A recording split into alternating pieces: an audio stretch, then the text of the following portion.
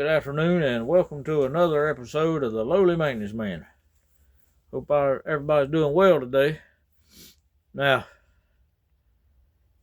want to talk about the workforce a little bit today.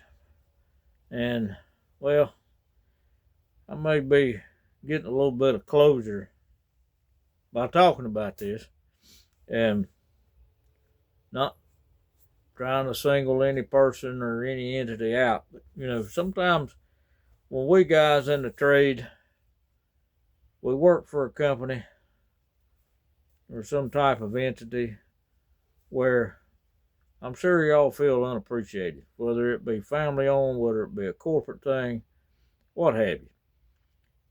You just don't feel appreciated. You're being taken for granted. They won't ever give you a raise. They'll think of every excuse in the book not to give you a raise. And then you'll work your tail off and do good, and you're loyal to the company. Now, remember that phrase, loyal to the company, because I'm going to talk about a different loyalty here in a minute. And you work, you do good work, you excel, and you feel like management couldn't care less. They expect it out of you. And then you got knuckleheads that they don't do nothing. I mean, some of them just need to get a Sharpie and a box of rocks and take that Sharpie and write smarter than me on that box. But those are the ones that get the promotions. Those are the ones that get the responsibility. Don't get any more money, but they get the responsibility. Or the rules don't apply to them, but they apply to everybody else.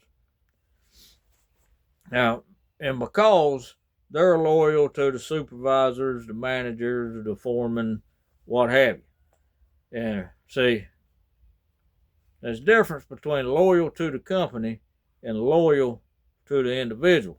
And that's why they get these promotions. Now, loyalty to the individual comes with different terms. Apple polisher, polishing the brass, butt kisser, he's got a great set of knee pads. You get the idea. They move up. But see, that's a two-edged sword. You do move up because you're loyal to that person. But if the crap flows downhill and hits the person over you, they're not going to take responsibility for it. They're going to hang you. And what happens is the company or the entity, whether they realize it or not, they're pushing the good people out the door. And then they get mad while the good people are leaving. Why are you leaving? Why are you leaving? And, nobody really wants to tell them the truth. So they lose good people. And then in some places, they get upset when the people go. But when you talk about we're trying to get you a raise, but it's the politics, and it goes through all this stuff, and you got these guys saying we're in your corner, we're working for you, or we're working on your behalf. Okay, riddle me this, Batman. Why in the world would somebody making six figures give a crap about the worker bee, about the tradesman, about the lowly maintenance man? Why should they give a crap? Okay, well, it's simple. They don't. And they're going to do what it takes to make sure they're still making six figures. And when raises are given out, and some people give raises across the board, and raises are given out, only the top tier people get the raises. The rest of them don't get shit. And that's a problem. And then another thing, some companies and some entities, they,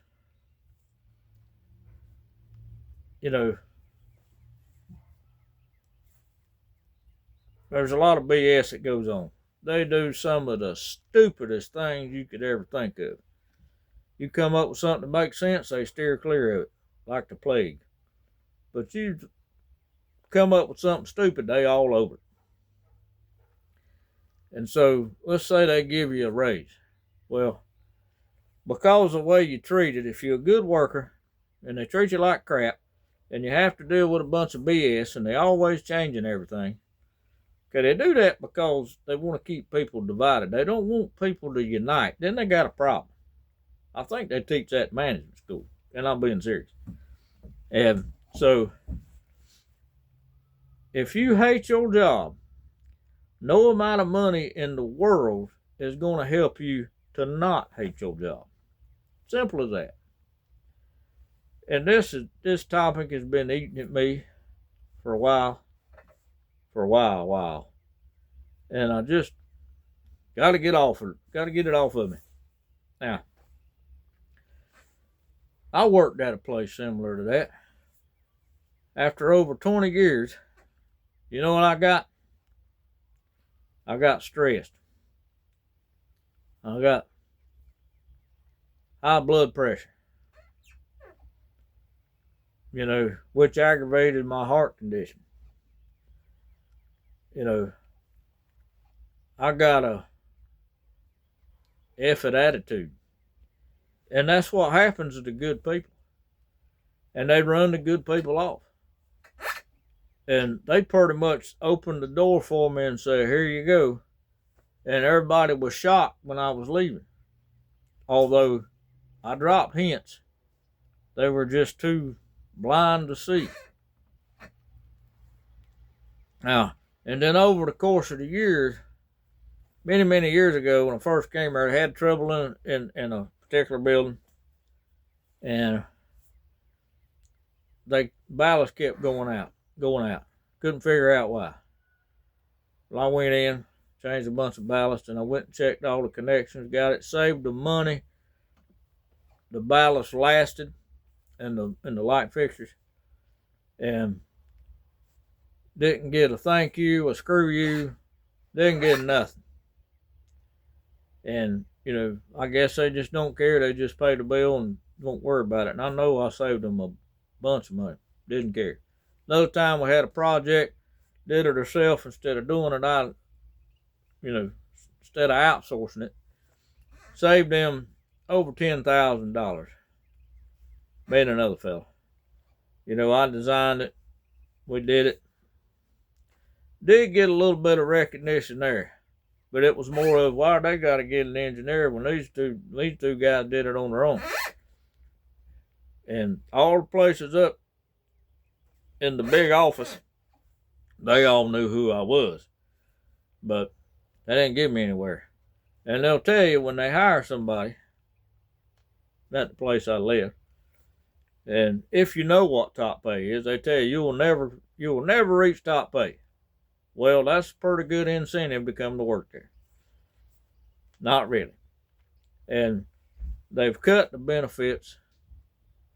The benefits are disappearing. And years ago when I went to work there, everybody wanted to work there. That was the greatest place to work there. And out of 50 people, I got hired.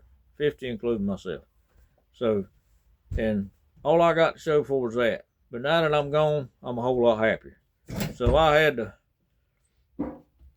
to get out of there because it was killing me. So, see, and I feel better already. So, my granddaughter's trying to sneak in the frame. No, I'm not. You're not? Okay. Well, say hey, Clover. Hey. All right. So anyway, I'm glad I got that off of me. I feel much better. And I hope I know some people that work for places like that. And I hope it gets better. The only recourse you got is to leave. But, sometimes if you've been there so long, you kind of caught, you can't leave. You're stuck. And they know that.